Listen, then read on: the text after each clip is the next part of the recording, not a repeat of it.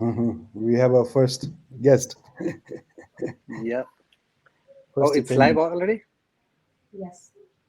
I don't see Yes, it I here think on so. my screen. But what's up, everyone? Namaskar. Welcome back to another live. Um, so, this is Aditya Soma. If you don't know me, I'm a real estate agent, real estate investor here in Windsor, Ontario. But as of now, I'm in India with my little princess, my sister's son. Today it's his 21st day ceremony. Okay, he's acting. He's sleeping halfway slept. So here's the thing. This is what freedom means to me, spending with family at the right time whenever it needed. So we talk in this channel about how to get that freedom. That's a big part. So to get the freedom, you need a cash flow. So that's why I have my good friend, my partner, mentor, everything, who taught me so many things. So, of course, if you don't know Sav, uh, I'll give a brief introduction, and then Sav, you take it over, and then we will go into more how to create extra cash flow. Because right now, with the low inventory, with the amount of biddings going on, with the prices going up, you need creative ways to increase your cash flow. So one ADU is not enough nowadays. You need two ADUs to generate that solid cash flow, but it's not that easy. You need to know so many things. You need to know how much cost. You need to know, how much time it takes to renovate. You need to know, who need to contact, what need to be done, all those things. So that's exactly why I have invited Savio here, because who is like the well-known person for ADUs. As far as I know, like all his projects are like 100% ADU projects. Like he bought homes in a good neighborhoods, added the ADU, made extra cash flow. And now we are working on double ADU on our property, like together a partnership project. So because he's the front face of that project, he's the one who is dealing with all the contractors, renovations, city, and everything. So that's why I have Sav. So Sav, first of all, thank you so much for your time, because I know for sure uh, everyone who is going to join this live will be enjoying, and even people who did not join, who watch later, will gather a lot of information on this one. So thank you so much. Welcome again. Wow, man, what an introduction. I'm really, truly humbled by that introduction. Thank you so much. I don't deserve it. That's for sure. No, That's no, for no. sure. You do. I'm a That came normal from guy. you. Here's the thing. I'm a normal guy, who started in real estate investing just like yourself. But, the freedom, you talked about freedom and freedom of life. I think first and foremost, for most of us who are in real estate investing, you have to have the freedom of the mind, right? Because if you don't have the freedom of the mind, you have to be like that newborn child who has no restrictions on his mind in what is possible in life, right? Because the moment you free your mind, everything is possible. Nobody I myself wouldn't say that I'm a ADU expert 3 years ago or 4 years ago. I had no idea about construction. I had no idea what a gutter or a downspout is. All right. But in those 3 and 4 years, I opened my mind to the possibilities. I said nothing is impossible, right? We can learn, and everything is fixable, everything is doable, everything is figured out to build. And here we are today, right? Aditya, I think you're the same. Thanks for that introduction, man. I really appreciate it. I think it's our duty, and I really give you praise and credit, a lot of credit, for sharing back to the community, because a lot of people like you who are ultra successful in real estate investing don't really share back. They keep it for themselves, right? So I feel the same as well. It's our duty now to give back to the community and share with the community and tell them and teach them and give our experiences so they can do the same. So thank you for that, man. I really appreciate that. Thank you. Hmm. So first of all, Kim says, "God bless, lovely baby." Thank you so much. Truly, that freedom really. My whole family, we came to India before he born. By the way, you know how what's his date of birth? Tell December us. 25th. Oh wow, Christmas On Day. Christmas, he born on He's a, Christmas. he's a holy baby. Yeah, yeah. Wow. Actually, he was due on 29th, but he came early. Yeah, perfect timing. What's his name? You But didn't tell truly, us. it, You did not tell us his name. What's his name? no, we haven't decided the name yet. Oh, wow. Yeah, Okay. yeah. So in India, it's different. In India, we got some time. Okay. I like it. Yeah. I love So it. I love it. in India, we get some time, like almost 6 months, 1 year. They generally, like right now, they call with a god name, like Okay. what do you call, family god. In India, we have like thousands of gods, Yeah. so they call it with a god name until the first, what do you call, the first birthday, or there is some tradition that goes, and on that day they name him. So we got some time. It's I'll beautiful. definitely let everyone know, maybe on Instagram and Facebook. If you're not following Sav and me on Instagram and Facebook, make sure, because we share a lot more quick tips, stories. Especially Sav shares a lot of stories, and I Mhm. share a lot of deals of the properties that are, coming onto the market and all. He's saying yes, yes.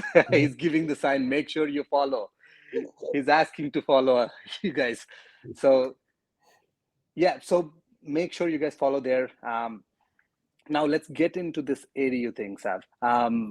First of Yes. all, for people who are thinking, first of all, why ADU? Why not a duplex or triplex?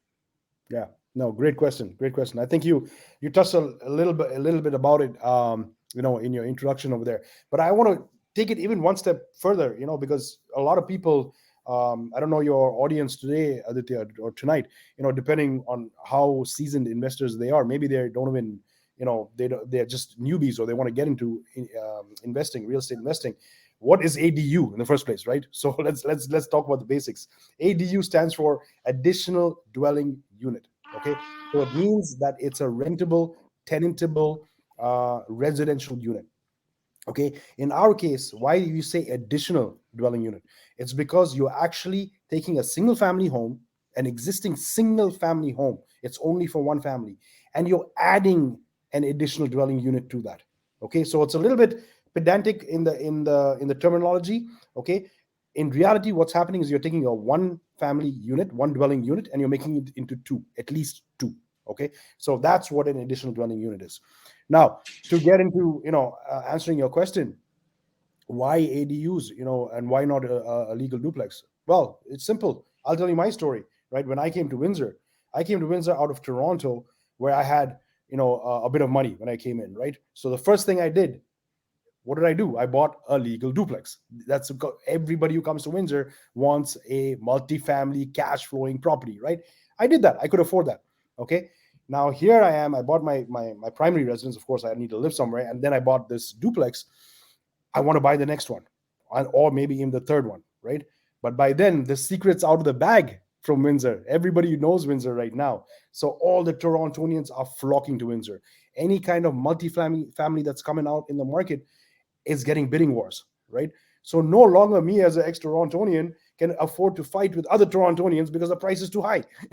you know, so I mean, you know how it is, Aditya. That's the fact, right? And it's too expensive to get into those bidding wars as an investor.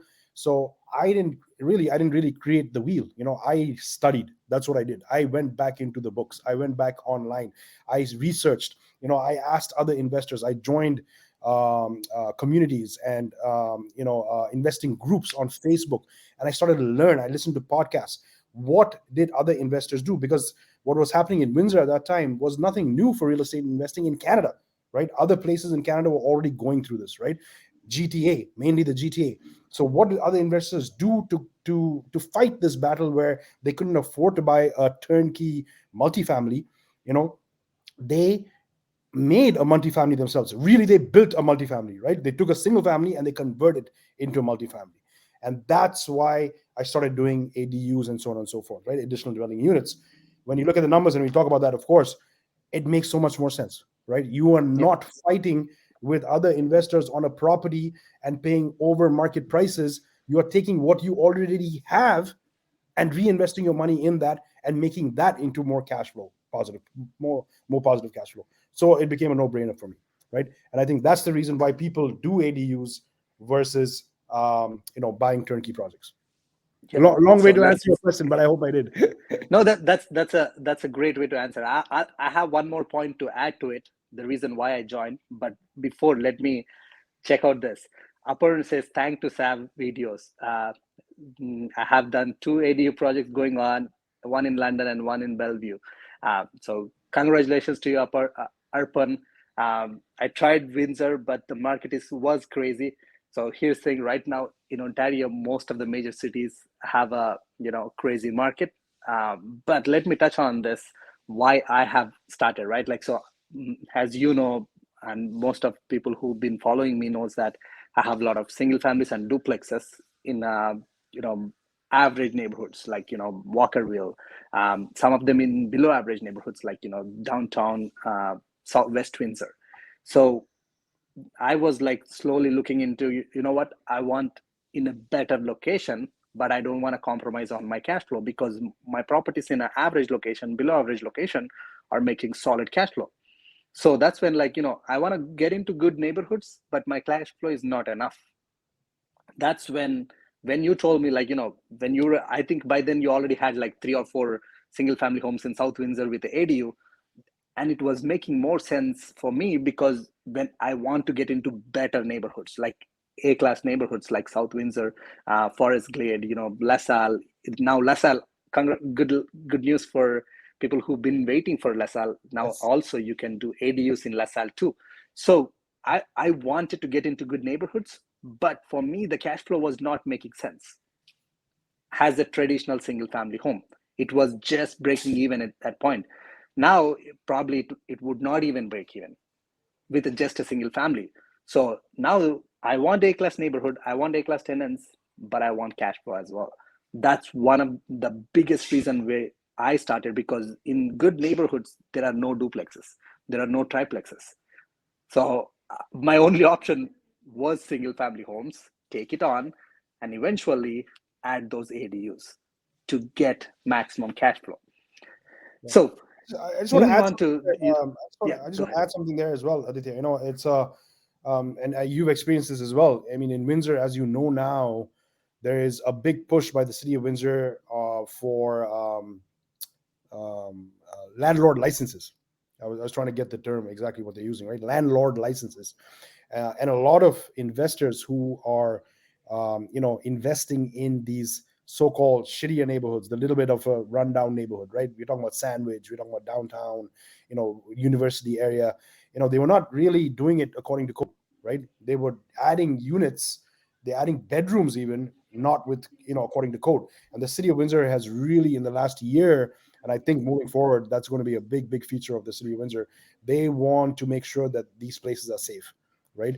Yep, So here's another reason why you should be doing an ADU, because you're really legalizing the fact that you can have people living in there.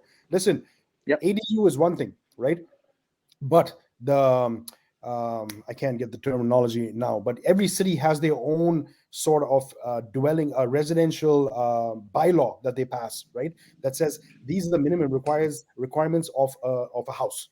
Okay, and those requirements say that basically in every bedroom you can have up to two adults by law. That's legal, right? So imagine if you take your student housing and actually legalize that second unit where you have maybe 3 or 4 bedrooms.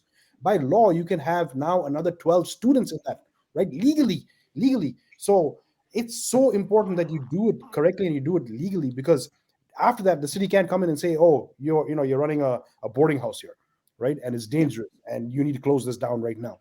For peace of mind for yourself and for your tenant, I think it's super important. yep. And also adding on to that, city already started to shut down some, non-conforming duplexes, not legal duplexes, because a lot of people, in 1950s, 1960s, 70s, they have just made those units. At that time, probably, I guess bylaw was not that strict, or I don't know what was the reason. Even one of my duplex was shut down. I mean, shut down in the sense they said I can only use it as a single family. If I want to make it a duplex, I have to go through the rezoning, or I have to do the ADU. That unit, it was perfect, like looks like a duplex. Even the city said in most of the on their websites, has a, mm, the geo warehouse and a lot of websites, the city websites have it as a duplex. Still, it was um, they said it's not a duplex. It's not a grandfathered in. It's not legal. So now my only option is to ADU or rezone. But So listen, it's an important point that you bring up, because I think a lot of your audience and your investors should know that from a real estate investing point of view, or real estate in general, right? And Windsor, there was nothing happening in the city, unfortunately, for many years, for decades. The market was yeah, zero for real estate investing. It was nothing. They never had these kind of problems where they had rental issues, when they had so many investors coming in and buying these properties. Nobody was buying anything. If you look at the trend, and Aditya, I think at one point you should show that, right? If you take it from the yeah, 50s right up to maybe, I want to say 2010, real estate in Windsor was like this, if not, going down yeah. maybe, right? And then one day, uh, the shit hit the fan, if you will, and everything turned around, right? So you got to understand, from a city's point of view, a municipality's point of view, they are now inundated with all these problems that they never had before. So they have to learn themselves, right? These things that they call duplexes were not really duplexes, because they didn't meet the OBC, the Ontario Building Code, right? And they had to go back and not grandfather these in, but make people go and retrofit these houses or these properties so they are safe. And that's the number one concern from the city of Windsor, right? So yeah, so and as part of that, they're really pushing this ADU, the additional dwelling unit concept, quite strongly in Windsor, and we are lucky. We are lucky that we have it, because we know other municipalities around Ontario that it makes it very, very hard for you to legalize your basement, or your secondary unit, right? So we Yeah. should take advantage of that. So yeah, great points, Sam. So the biggest question, right? Like a lot of people asked me, so which I wanted to ask you, because now you're the ADU expert, I'm the beginner. So That's not true, man. you got a okay, you got a uh, few bit of experience yourself, eh? You got a few properties okay, as I well. got I got one ADU completed successfully, so I can claim myself as okay. I got the step up, one step in. But so going to the question, the major question, right? Like even I had before I started ADU process, before I had my ADU journey going on, before I was convinced to do ADUs, how much cost does it takes to create one ADU? How much cost do I need to, yeah, how much money in a layman terms do I have to spend to make one ADU and to make two ADUs? A rough estimation. Yeah, that's a loaded question, eh? That's a loaded question. Whatever I say now, stop recording, because if anybody says Savio told me that on Aditya's Okay, podcast, I'm gonna say no, so I lied. You're lying. I didn't okay, say you know anything. what? I'll give a disclaimer here right now before you answer. We are not financial advisors. We are not, you know, we are not giving us advice here. We are just sharing our thoughts. So don't just rely on our information. Make sure do your verification, all those things. Yeah. Please go ahead, Sam. No. Yeah. It's jokes aside, it is a tough question, because the problem we having is that COVID has really killed all kind of numbers, right? When it comes to cost of materials, cost of labor, right? Things like this. It is so variable. Where before COVID, 2 years ago, we could say for sure lumber prices are this much, right? We are paying, $3 or whatever for lumber. Today it's 6.99, right? For a 2x4. 6.99, $6.99. Last month it was, under $5. So it is continuously varying, right? When you were doing your ADU project, I think it was probably the most expensive ever at $12 Mm, a stick. You know what I'm saying? So it's so variable. But I'm not trying to beat around the bush for your question. So rough numbers: if you want to do an ADU in your existing single family home, you should be budgeting about 150 to $175 per square foot. Okay. got it. And what this means, what will this get you? This will get you a completely updated upper unit. So we're talking about, kitchen, bath, paint, and floors, right? And then Hmm. a completely brand new ADU in the basement, right? It also includes splitting of all the meters. right? So Yeah. we'll talk about this later, I guess, Aditya. But it's Yeah. always recommended when you're doing such major construction, split all the meters, right? So for between $150 to $175 a square foot, depending on the finishes, obviously, you can get an ADU in your single family home. Now, if you want to add the second ADU at the same time, and this is the caveat, okay? This is the caveat. This is the most important point of this. If you're doing it at the same time as you're doing the first ADU, you can add another $100 per square foot. So, $250 per square foot, you're getting But is that going to be detached or within the garage? detached ADU. Okay. Okay. That means it's basically a new build, right? That's, Mhm. in your backyard. So for 250 a square foot, I want to say 250 to 280, depending on finishes, you can do an ADU in your basement and a detached ADU, right? And that's if you're doing it at the same time. Now, if you say, you know what, I'm going to put the ADU in the basement first, and then he's awake. God Yeah. is awake. He's listening all the ADUs so that he can Yeah, become man. the youngest investor. Yes, man. That's Sorry, how it go is. ahead. No, now he wants the attention. So yeah, I was saying that basically, if you don't do it at the same time, if you say, listen, Sab, let's do an ADU in the basement, and then 1 year later, let's come back and do the detached ADU, obviously the number is going to go up. Because if you think about it logically, you have your electrician, you have your plumber, you have your HVAC, they're doing all this work in the house right now. So for them to go into the backyard and do the same thing in the backyard ADU, they're not going to charge you premium rates. They want a big job, right? They want the 20, Yep. $30,000 jobs instead of taking 5,000, right? You know what I'm saying? So they give you a good deal if they can get the bigger job right there and then.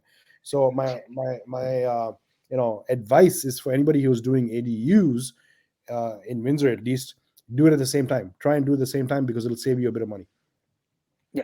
So again, thank you so much for at least giving me without beating in the bushes, because I have asked many people in the past, they don't give the numbers. Again, of course, the numbers will change, as you said. Of course, if you're doing it in Windsor, contact Sav, because he can come and his team is here to give an estimation. If you like it, work with him, because most of my projects and most of our clients work with Sav. So thank you so much on that one. Now going to the next question, right? Like, so the biggest question, I get the second biggest question after this one is, how do I get that access to that much cash? Because for a lot of people, it's a question. Hey, I need a down payment, plus now I need a renovation cost. So renovation cost, like we discussed, if it's 150 to 170 per square feet, and approximately, if your basement is good size, maximum city allows is up to 1,000 square feet, I believe. Yeah. Or so 1010, but okay. now, Yeah. yeah. So if we are doing 1,000 square feet, inside the house, in the basement, now it's 150 to 170 there, 1,000, 170,000. Plus, if you're doing a detached ADU, like you said, 250 to 280. So for 250, if it's another 1,000 square feet, now it's 250,000. So now we are over 400,000 cash for this one, plus down payment.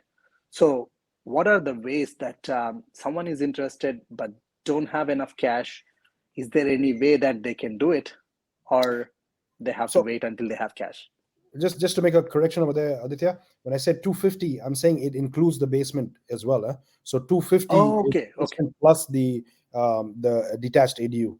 Yeah, it was 400, man. You're out the water. You're not cash flowing after that. No, no. okay, okay. Sorry, Yeah, my bad then. So yeah, yeah. probably you're saying, um, for 2,000 square feet, 215 to 2,000. Something like that. So it's about 250,000 where you're going to get a basement ADU, 1,000 square foot ADU in the basement, and it's not going to be 1,000 square foot in the backyard. You're talking about maybe six Which seven is hundred smaller. square feet, smaller, Got it. Okay. right? Yeah. So So let's say on an average 300,000 together. yeah, worst case scenario, definitely yes. Okay, so let's go with that number, 300,000. So I need 300,000 plus down payment. So what are the ways that you see investors, pull that resources? So many, so many. Where do we start? And I have to give you my Yeah, whole in my mind. So please I list. yeah, listen, mom, bank of mom and dad, right? They have a lot of money, private money, right? Hard money. Going to the banks and getting maybe a construction loan, right? A mortgage plus construction, right? Finding a JV partner. I mean, those are five already that I mentioned. There are so many ways. You just have to go out there and talk to people and find out the way. Yeah. One of the Because major one I would add to that list, if you have a primary home and you have a solid equity, home equity line of credit, a big one that I have seen in. there you go. If you don't know what's home equity line of credit, just Google HELOC, HELOC. Just in simple layman terms, if you have a primary home, if the current value is, let's say, 500,000 and you have only 100,000 mortgage, if you go to the bank, they will refinance and give you a mortgage for 400,000, 80% loan to value. Um, Depends on your credit history and all those things. Of course, there are the terms and conditions apply. But in general, you should get 400,000. You pay off your 100,000 mortgage. You have extra 300,000 cash. There you go. That's in a simple terms. There are a lot of people who has $1 million homes, only 200,000 mortgage, 1.5 million home, 500,000 mortgage. So you have access to your money through your home. If it's sitting there, it's dead money. If you're using for investment purpose, you can write up the interest. Of course, I'm not an accountant. Please verify with your accountant. But from my knowledge, you can use whatever the amount you're using for investment purpose, you can write up that interest and generate extra cash. So OPM, other people's money, that best way to, invest in real estate. That's crazy because I was just thinking to myself that I gave you five ways to get the money, and all those five ways are not even your own money; it's other people's money. Yeah. Before you talked about using your own equity, your own assets that you have, right? So that's how my mindset as an investor is always thinking. How do I Yeah. scale up? I don't have the money, and maybe my properties are already maxed out. I need to find money from outside. So, don't. I think the message over here is that don't let the mindset stop you, right? Don't let that Yeah. number when you come up with $300,000. Oh my God, where do I get? I don't have $300,000. You have $300,000, not in your pocket, but in your network, right? So you have to think about that always. Don't let those things stop you from expanding your empire, if you will, and live the freedom lifestyle that Aditya is living right now. That's the way you got to do it. That you have to scale up. You have to scale up, right? Fast in the start. I just want to say a little story on this, Aditya. If you Yeah, allow. please go ahead. Yeah, I'll love to hear. So I mean, you know this as well, right? I just went through a big refi myself, right? All my Yep. properties that I bought, I went through a huge refi right How now. would I forget that? Yeah, thanks to Aditya. Aditya helped me by giving me a very, very good mortgage broker's contact, right? And that's another thing. Again, going back to your network, if you don't ask, you will never get, right? Because in my mind, yes, I had all these properties, these assets, but I was never going to qualify for a mortgage because I don't have an income. I'm not a realtor. Aditya's a realtor. Realtors have income, right? I don't have income. I have a construction business that really just started into 2021, which is good, but prior to that I don't have income, so it's very hard for me to qualify, right? And in my mind it's like, oh man, I have all this equity in these houses that I have. How do I pull this out? So I simply had a conversation. Aditya came over for a drink one day and we talked about it. He said, I got the guy for you. Let's talk to this guy and he's going to work it out. So always ask. If you don't ask, you will never receive. Okay. And it's, ask the universe, ask the gods, they will give you. So the story goes is that I started the process, right? And during this process, this mortgage broker, without saying any names, is a mortgage broker, right? He deals with investors for the most part, but I kind of did it the other way from investing. I didn't have the income. I went and bought all these properties, right? And how did I buy? I used other people's money. I took private money loans at high interest rates or whatever interest rates. I borrowed, I begged, I stole. I didn't steal, but whatever. I have all this debt, okay, without having the income. But I knew in my heart of hearts, I knew from investing point of view, I have to acquire these assets. I have to acquire these assets, right? Because if I want that freedom lifestyle, these assets are going to give me that lifestyle at the end of the day. Okay, how am I going to pay for it? These assets are going to pay for itself, but I need to get the money out, right? So during the process, the mortgage broker is like, man, you're over leveraged. You're over leveraged. You got too much debt, guy. Too much debt. And you want to keep these houses? Sell a house. Sell a house. We're talking about like monopoly. Sell a house, right? And I'm thinking, man, at one point, because it was such a tedious process, I thought that that's what I have to do. And I was telling my wife, I said, you know what, we got to get rid of one of these properties.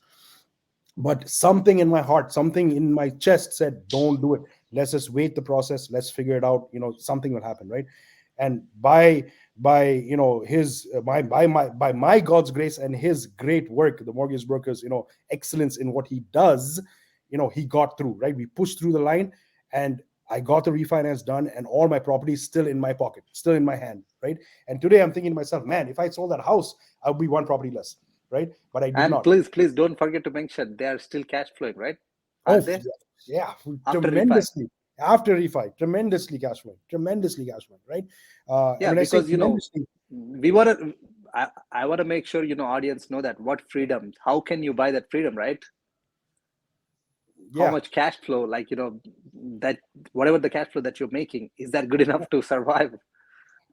yeah. Listen, honestly speaking, in passive income, in truly passive income, right? And it's not really truly. I mean, being a landlord or getting rental income is not truly passive, because you still have to do work, right? You still have to manage Yep. the tenants and whatnot. But whatever, we call it quasi passive. You need volume, right? You need volume. So if and I can tell you, in Windsor, on average, with an ADU, or if it's a duplex or whatever, we are averaging, after refi and maximizing these properties, we are averaging about, I want to say, anywhere between $500 and $800 a month, positive cash flow. Positive, Yep. right? We're not talking about cap rates, but positive cash flow. So after your mortgage payments, property taxes, insurance, maintenance, vacancy, Net cash flow. net cash flow, right? Which is Yep. pretty damn good, because Yep. you're not getting that in GTA, that's for sure, right? So, my point I was trying to make about my story about going through this refi is that, it's hard. Sometimes it's hard. Where do I get this money from? Do I really need to borrow this money from, at a higher interest rate? Yes, you do, because you got to believe in yourself and believe in what hundreds of others, thousands of others have done before you. Don't let fear set in and block you, right? Because that could have happened to me, and I would not be sitting on my portfolio that I'm sitting on right now. Okay, so sometimes you have to do it the hard way. Get in there, get your feet in the ground, because if the numbers work and you can calculate the numbers, and you can talk to guys like Aditya and myself to help you calculate those numbers, and if they're positive at the end of the refi, no brainer, do it. Yep, love it, love it. Thank you so much, Shav. That's a great story. Of course, I know it, but I'm glad you shared it, because that's the big part. So here, read another good story here. Just looked at all my DP out of my primary home, down payment out of, took all the down payment out of my primary home, bought it last year and refinanced it, plus did force appreciation with all the renos, looking for an investment property to burr. So that's the second comment here. What are your thoughts on the burr in GTA at ongoing prices? So can you add your thoughts on burr strategy in GTA? So I'll let first you of all, do. Reeth, congratulations on Yeah. taking the step, because that's a big part. Yes, absolutely. You're brave. You're brave. You're doing things that others are scared to do. So congratulations. Uh, if you don't know me by now, I'm very blunt. I'm very blunt. I'm to the point. I cannot lie. Forget GTA, man. Come to Windsor. That's where you're going to get the Yep. burp property now. You're not going to get it in GTA anymore. Okay. And just to give your audience, what's it called? A reality check, right? So I'm from Oakville. That's where I moved from before I came to Windsor. I sold my house in Oakville for 1088 million. Okay, 1,088,000. I was talking to my realtor friend this week, Aditya, right, in Oakville, and I was like, man, Glen Abbey area, Pilgrim's Way, he lives down the road from where I live. What's the market right now? If I want to come back to Oakville tomorrow, what am I looking at? Guess what? So I came here 4 years ago to Windsor. 4 years, right, Aditya?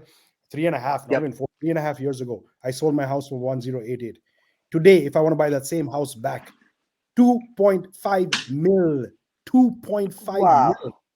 When he told me that, I was like, I almost spat out my drink that I was drinking in my car. I was like, what? Oh my God, what do investors do, right? So this whole thing about ADU came about because of GTA. It happened in Yep. Hamilton, where nobody could afford just to rent a property a single family home and just rent it, right? And cash flow. They were money out of their pocket every single month. So some smart guy said, okay, why don't we add a secondary unit into it, right? And then maybe cash flow. Now that is, even with a secondary unit, they're not cash flowing anymore because the property prices keep going higher and higher and higher, Yeah, right? how can you cash flow on a 2.5 million home? Nah, no way, no way. So My building appraised for 2.5 million, and the appraiser said, I don't believe your building appraised for this. The underwriter, I don't believe in your price. It's a 17 freaking units. So sorry, that just a side off track. That really blows my mind. 2.5, how can you cash flow? tell So the underwriter it's your appraiser who gave that number. So yeah, he gave almost 2.7 as the market wow, up. What do you call the market comparison based on the comparables is 2.7, and wow. based on the income 2.5, and on average he made it like 2.6 as a value. But underwriter now they wants to know all the things. But now going back to his question, honestly, if you don't have solid cash to buy in GTA, don't don't look at GTA. Go for smaller cities. It's yes, it's crazy everywhere, but in GTA right now we have a property coming onto the market. It's almost already all the permits ready. Do cosmetic renovations. You'll have you can make 2 units, or you can have a single family with a in-law suite, whatever you call it. You can get it for under 400,000. A single family home. You got to spend another 30,000, 40,000 to do the lipstick work, but you can get under 400,000. There are still deals under 500,000 here in Windsor for detached, not semi, not condo. You can still find under 500, because if you find under 500, 600, you can still make positive cash flow. You can still make, in a good returns. So, which is getting tougher and tougher in Hamilton or London, all the bigger cities nearby GTA. That's why now investors looking at Windsor and Niagara, other cities like Windsor, and Yep. especially Windsor, because we are the border city, the Detroit, the biggest city, one of the major you know uh, industries in that area, like which is growing now, the electrical cars and software related to electrical cars. A lot of things happening, which is a big push for Windsor. So now Windsor has that potential for appreciation. At the same time, as an investor, you want that positive cash flow, which is still possible. That's exactly why we are talking about ADU, double ADU, not just one ADU, because Yeah.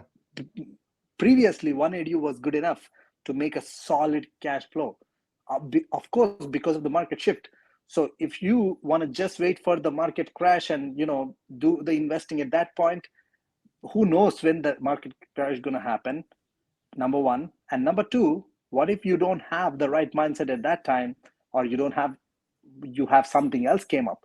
So investing in the phases is always the best way. And the bigger investors like Warren Buffett, anyone you take, they invest in phases. So going back, I would say come to Windsor. There you go. If you don't agree after that, oh, he already said. Reed said he's going to be calling Aditya soon. Great. Calling me, yeah. Call him tomorrow, Reed. Perfect. Call him tomorrow. But going back to, I'm not to brag, but your story is what we hear all the time from investors, right? That they are maxed out in GTA. They can't afford to buy anything more in GTA, or even if they can afford to buy, they can't cash flow, right? So how do we help them? And that's the power. That's the power of the power team, right? You gotta have the network, because just because you're sitting in GTA, I don't know which part of GTA you are, Reed, but just because you're sitting there doesn't mean you can't remotely invest. If you know guys like Aditya, who's going to give you the world on your platter, really, in Windsor, you got to make friends with him. You got to make that contact with him, and you got to make the network, get his network, right? Because he's going to find you the property, but then he's going to find you the mortgage broker. He's going to find you the contractor like myself to do the work. He's going to find you the property management company, and so on and so forth, where you can just basically remote control, right? That's the dream for any investor, right? That's the freedom that Aditya is having, or he's talking about, right? Is where you don't have to be hands on into your property, that you can sit there and remote control and make that cash flow come to you, right? So Yep. yeah, give him a call for sure. Again, thank you so much, Sam, for marketing on my behalf. But here's the thing, right? Like just Too finding the easy. right team is the biggest key, because people who haven't done anything, if someone, if you're, especially if you're starting out your career right now, you need a solid agent. I have started with my agent, and I have, like, until I got my license, I worked with my agent for buying and selling, because I was new into the game, and she already owned like 5 or 6 properties. They were already having the financial freedom at that time. I said, okay, all I want is what exactly you have done, because they have went through the problems, because they went through the challenges, because they already did, not just said. Because in this industry, you will see a lot of people who just talk. You look for people who have done, who is doing, who is active, who is crushing it. Because any city, doesn't matter where you're investing, I don't care. If you're coming to Windsor, Win City, me and my team are here. We are investor focused team here. We are investors. So because we are investors, we have all the contacts, like Sav said. So whichever the city you're investing, find those kind of people like Sav, contractors who are experienced in ADU if you want to do ADU. Because if you're talking to a contractor who doesn't know anything about ADU, now the cost for you will be more. The time you have to spend on that will be more, because you both are trying to figure out together. Whereas when you're working with someone who already have the experience, they'll save you time and money.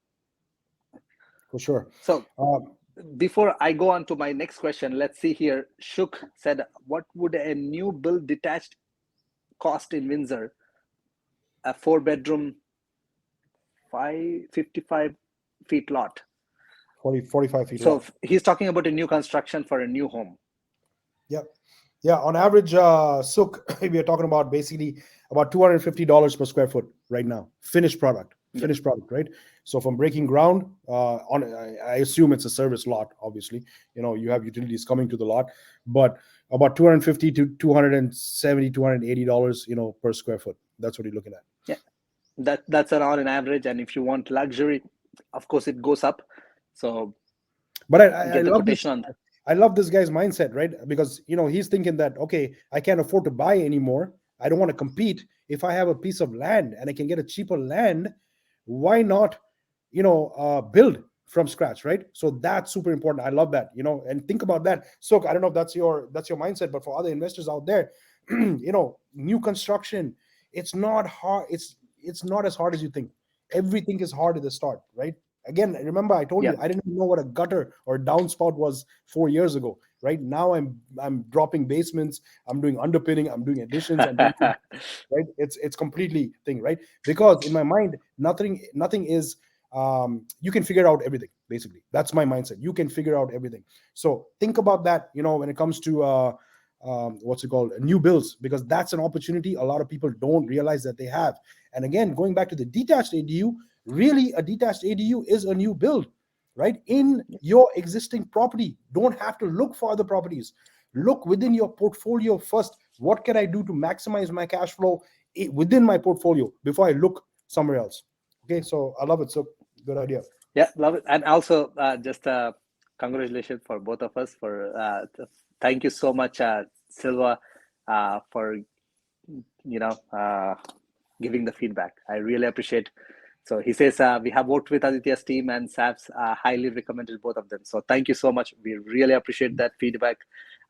Because of you guys, we share that kind of encouragement, helps us to share more information for you guys, give you more insight into the real estate investing side, so that you can have the financial freedom that I'm talking about. Again, guys, if you're someone joining right now, I was till now with my niece. My sister just took him with me. He was here. I was literally, You I'm walked away. here with him. No, he walked away from me because uncle is talking too much on camera. He's not carrying me. So he came for sunlight. But the freedom, really, like, why we need this ADUs, we need this kind of lifestyle, right?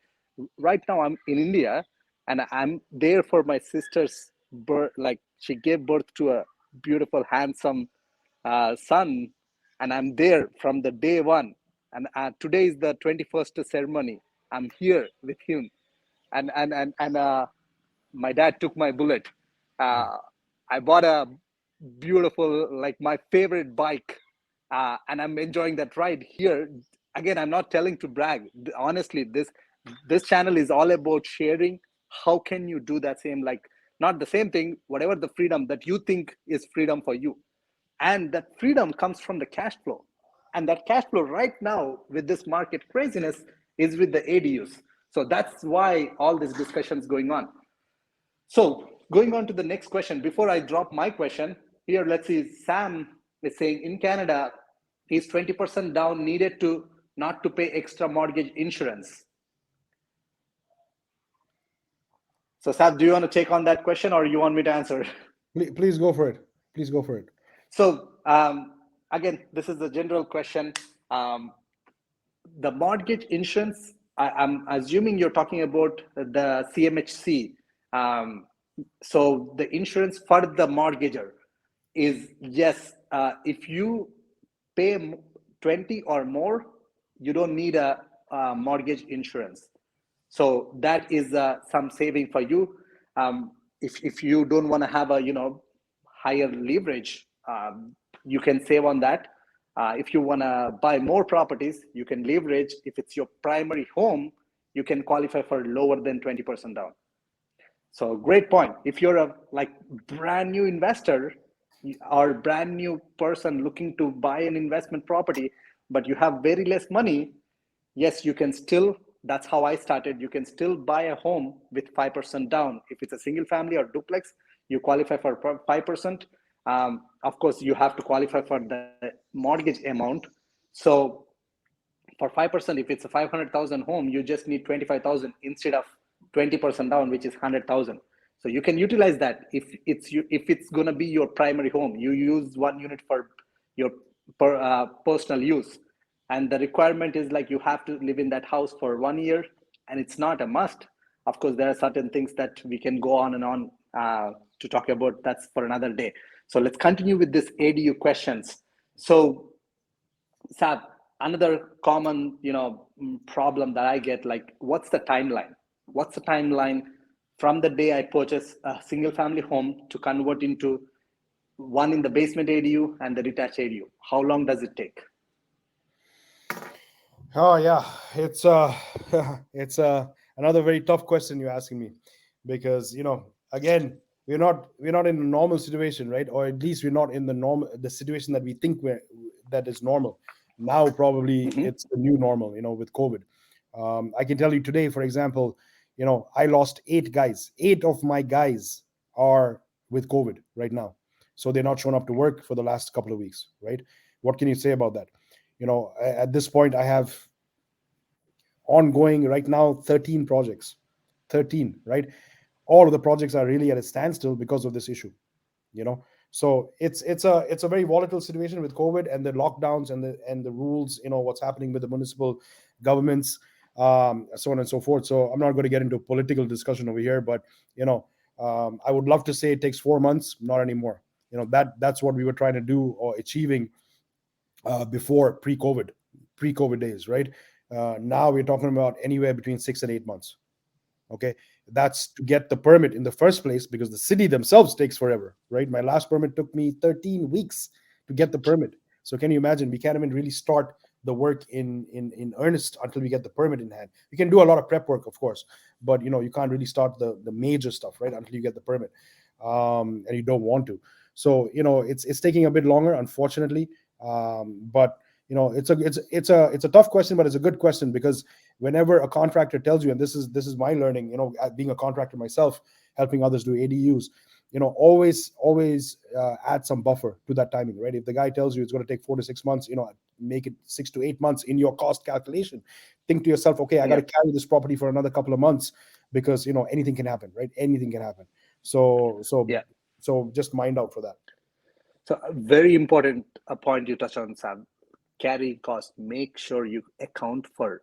I would say, like Sam said, 1, 2, 3 months. I would say, if it's 4 to 5 months, just account for 1 year. Can you hold on to that project while the construction going on? No income.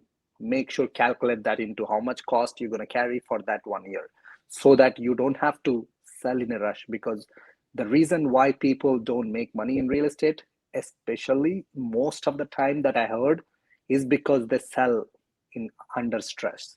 When you sell under stress, you lost money. Yeah. So if you sell without stress, you make profit. So going on to next question, the fourth biggest question. um, what are the requirements? So now I'm looking at a single family home. I love to do an ADU. What do I have to look into? What kind of requirements that city needed to do this ADU in the basement and detached ADU? There's only one requirement. How big is your wallet? That's it. because I mean, honestly, everything is doable. Aditya, in our own project, right? Because the first thing that everybody's going to say. So let me stop myself. When somebody asks anybody who's done an ADU, what is the top three things that you look for when you're looking at properties? And the first thing they're going to say, do you have the ceiling height in the basement? Okay, the Ontario Building Code requires you to have a certain ceiling height in the basement. Without the ceiling height, you cannot apply for ADU or you will never pass inspection. Okay, so that's the first thing that you're going to look for. But we know in our own project, we thought we had the ceiling height, but then when the owner had left the property and we cleaned up the place and we measured the ceiling height, it's different ceiling height in different places. Okay, what does that mean? Sell the property? No, we figured it out. We got to drop the basement, floor and get the ceiling height that we want. We just have to put more money into Extra it. cost. Extra cost. So everything is figure outable. But I understand what you're saying. Obviously, you want to line up your ducks before you even purchase the property.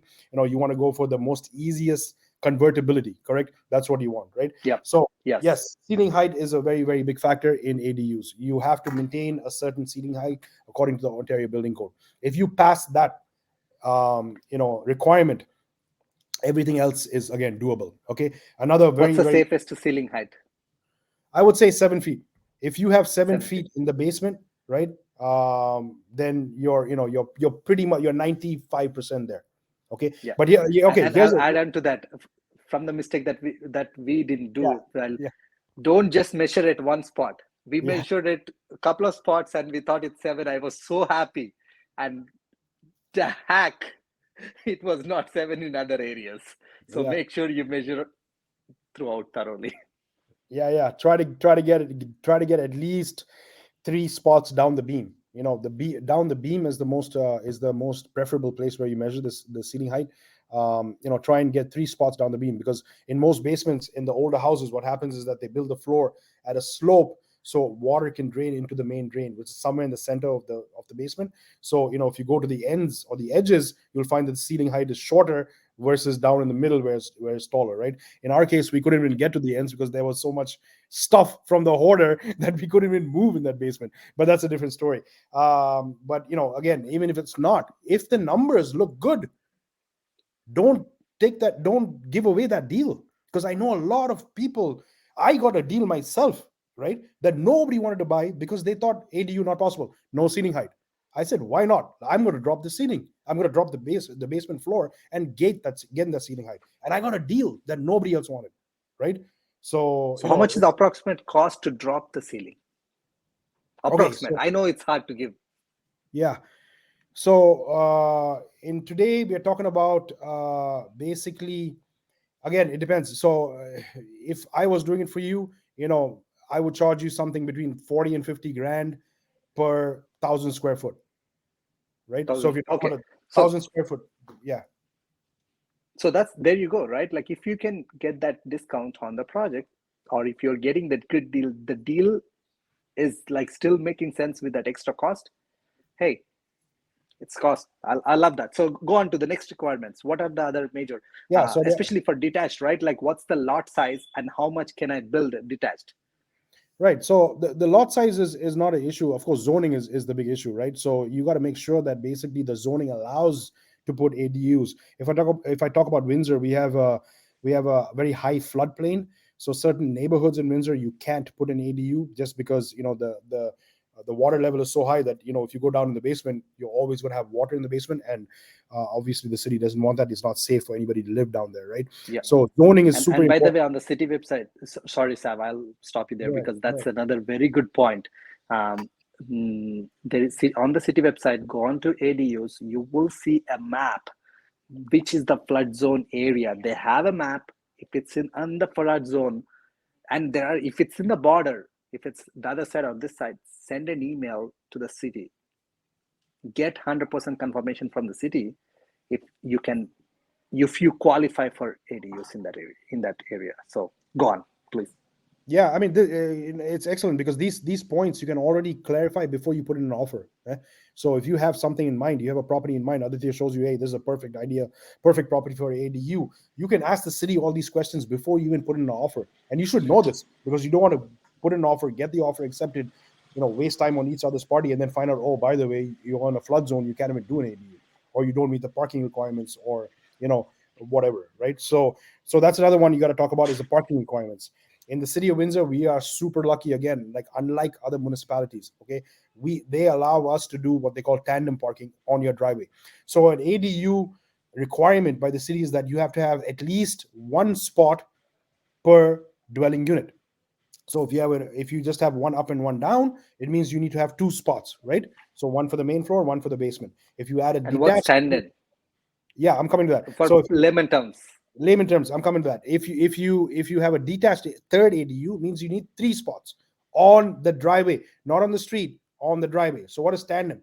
Tandem is basically you can park one behind the other. Let me get in my camera here. Yeah. So if this is the top main unit, the below unit can go and park behind him, no problem. Okay, and the third unit can park behind that guy, so they can be in a straight line. Okay, other municipalities, they don't allow that. They say, okay, what if one guy is blocked, right? Well, in Windsor, that's up to the tenants to figure that out, which is great. So you don't have to have side by side parking, which means you don't have to have wide driveways. You need to have long driveways. And guess what? In Windsor, most of the neighborhoods you have long driveways, right? So generally speaking, the parking requirement is kind of easy. I want to say easier to actually find. More than likely you're already achieving that, right? So zoning, super important. Okay, parking, important. Ceiling height, just from a cost point of view. The fourth one is a grade entrance.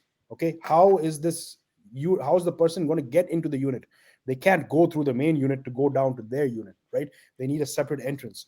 So if a house that you're looking at already has a separate entrance that goes down to the basement, great, awesome. If it doesn't have one, Aditya is going to ask me already how much is the cost to put one. 15 grand. Okay, so 15,000, we can make you another entrance that goes down to the basement to your separate unit. So again, it's about cost, right? Don't worry about that's it's a nice to have, but if you don't have it, it can be done. And another thing, requirement related to how much square footage can I build in the detached based on the lot size? How do they calculate? What's the maximum? What's the minimum? Ah, man, now you ask me very technical questions. I have to go back to my rule books. But Okay, so if you know it on the top of your head, tell me, or you can correct me. yeah, I mean, I know to like rough number because I'm doing right now one detached on my one of my single family home. Okay. So minimum they allow is like somewhere around 450 square feet something. That's a minimum. But based on the lot size, Mhm. let's say your total lot square footage is, let's say, 10,000 square feet. 10% of it, you will qualify up to 10%. Maximum, I believe, 1,100 square feet. Again, double check on the city website. There is a maximum. Like they don't allow more than that. Even if your 10% is more, if you have a bigger lot.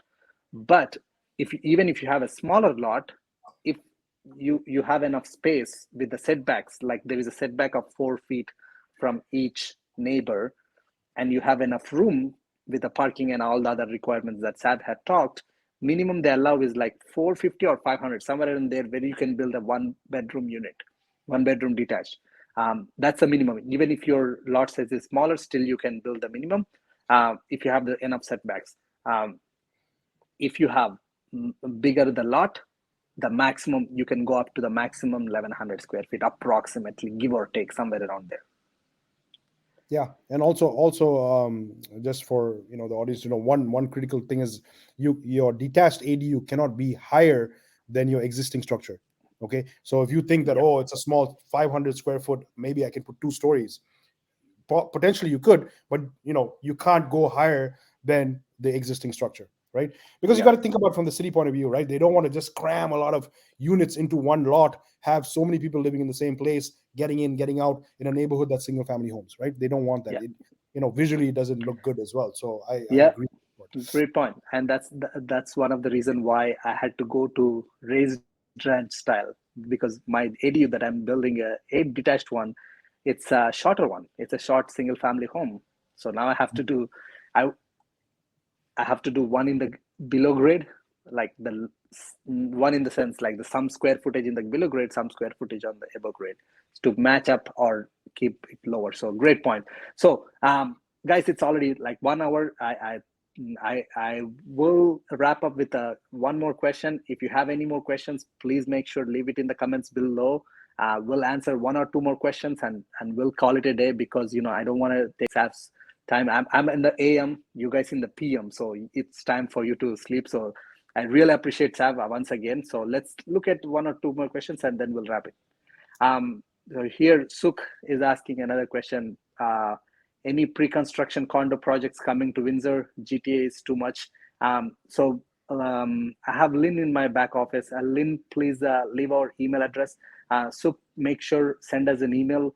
If anything comes up, you will be in our newsletter. Anyone who is interested for any new projects coming up in Windsor, we will definitely send out an email. So make sure go on to our wincityre.com, go on to our website, send us an email, we'll put you in our database.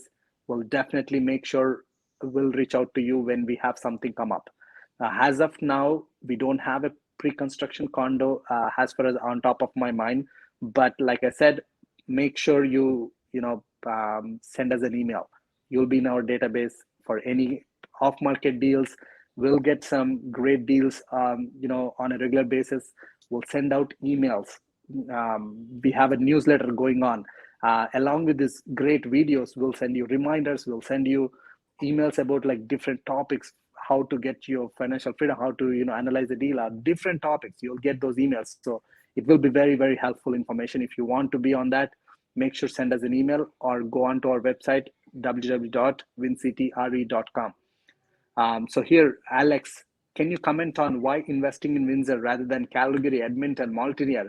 Just few important points, please, for a couple being in IT. Do you want to touch on that, Sav? Yeah, I mean, I can only give you my personal, take on it, right? Everybody is different. I know a lot of, uh, again, before I tell you my personal take, I know a lot of investors in our community who are investing in Edmonton and Calgary and these places far west, right? I Yep. can't really comment on Montreal too much because I don't know too much about that. But when you talk about investing generally, right? Generally, real estate investing, you got to look at the market fundamentals. Is that particular city so good for investing? Don't go there because everybody says. Don't come to Windsor because Aditya and I told you, Windsor is what's happening. You can't afford GTA. Come to Windsor. That's the wrong reason why you should come to Windsor. Do your research. Get some market fundamentals about the areas that you want to invest in. I did that when it came to Edmonton and Calgary because I wanted to, go out there. People are telling me, "Oh my God, it's so cheap compared to GTA." Right? You're crazy if you're investing in GTA. Come out there. But the market fundamentals were not there. It's a oil based driven economy, right? The moment the oil prices drop per barrel, people are losing jobs. Renters are leaving. People are leaving and coming back to Toronto area or going wherever else, right? Yes, when the oil prices are high, people have jobs, the rental market is great. Okay, what happens when those jobs are not there? And it's a very, very long, how do you say, negative economy that they have, right? So when I came to Canada, 10, 15 years ago, They were in a bad spell because the oil prices were, I think, $30 a barrel. And I had friends out in Calgary, and they were like, "Find us a job in Toronto, man. Find us a job. We want to come out there. We are dying out here." They had high mortgages that they couldn't afford to pay because they were not getting income. Stuff like that, right? So you got to do your market research, right? What is driving the economy there, right? In Windsor, yes, you can say that we are automotive dependent. That used to be the case, but there's so much more things happening in Windsor. And again, follow Aditya's channel because he talks a lot about why you should be investing in Windsor, the market fundamentals, right? The rental market, how easy it is to rent your property. What are the vacancy rates, right? If you're sitting in Toronto and you're doing this remotely, as we talked about before, what about property management companies? Who's going to take care of your property when you're sitting over here?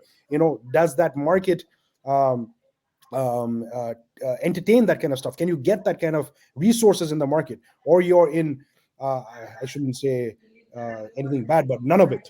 Okay, if you're none of it, do you have property management companies there if you go and buy a property which is $100,000? You know what I'm saying? So those are the things you need to find out. Do a lot of research online. Everything is free, guys. Everything is free. And if it's a market like Edmonton, Calgary, Montreal, these are not small cities, these are big cities. You are bound to find investors who are investing there, so you can talk to people and ask them and get their ideas about it before you take the plunge, right? So Yeah. research. And I'll add on to it. Actually, one of my guests in the past lives have added a great point here. They said, like, go on for a 1 week vacation to that city, whichever the cities that you're hearing, go on for a vacation there. Go talk to local people, find out what's going on, find out how they feel about renting out, find out, how is the job market, find out different things. Because don't just blindly invest, it's your hard earned money. You worked so hard, your ass off, to make whatever the money you're making. So make sure, research, make sure, go connect with the people online and real in person as well. Of course, with the COVID, please be safe. All the stupid variances, stupid um, crazy stupid things going on, just be safe. But you have a lot of ways to research. Go find, again, we are not the gurus about the whole Canada. As of now, me and Sav, I think, I'm talking on your behalf of as well. Sav, correct me if I'm wrong. Both of us highly, heavily, most of our portfolio is in Windsor. Absolutely. Even till the date, right now, we have 3 projects going on. So Yep. that's my thoughts, and I love that, Sav, what you said, and thank you so much for your time. And it was a fantastic, discussion, and I'm pretty sure many people have learned a lot. If you did, please make sure in the comments say thank you for Sav for sharing his insight, without any closing information. Yeah, everything transparently. So that's very, very thankful for that. And make sure follow Sav, and make sure follow me on Instagram um, for more, because the journey doesn't stop here.